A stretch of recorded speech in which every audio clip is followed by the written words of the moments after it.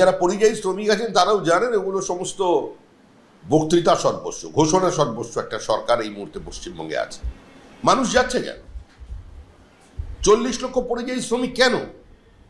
কেন বেঙ্গালুরু শহরের দ্বিতীয় কথ্য ভাষা বাংলা?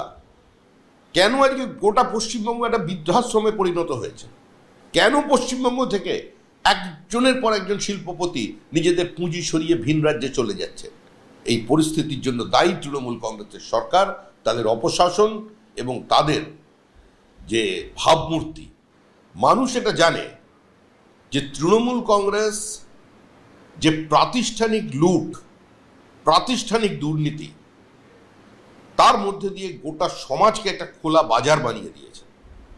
যেভাবে মানুষের জীবন এবং জীবিকা লুট করেছে, যেভাবে 40,000 শিক্ষকের চাকরি বিক্রি করেছে, আইন শৃঙ্খলাকে সম্পূর্ণ অবলুপ্ত করে দিয়ে কার্যত একটা চূড়ান্ত সাম্প্রদায়িক মৌলবাদের কাছে আত্মসমর্পণ করেছে, তার সমস্ত থেকে দৃষ্টি ঘোরাতে মুখ্যমন্ত্রী এখন বাংলা এবং বাঙালিকে বেছে নিয়েছে।